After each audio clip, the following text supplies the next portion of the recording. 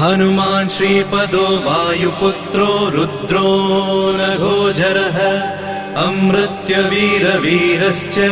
ग्रामवासो जनाश्रयः धनदो निर्गुणः शूरो वीरो निधिपतिर्मुनिः पिङ्गाक्षो वरदो वाग्मी सीताशोकविनाशकः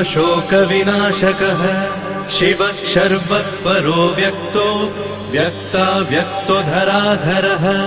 पिङ्गकेशः पिङ्गरोमा श्रुतिगम्यः सनातनः अनादिर्भगवान् देवो विश्वहेतुर्जनाश्रयः आरोग्यकर्ता विश्वेशो विश्वनाथो हरीश्वरः भर्गो रामो रामभक्तः कल्याणप्रकृतिस्थिरः विश्वम्भरो विश्वमूर्तिर्विश्वरूपो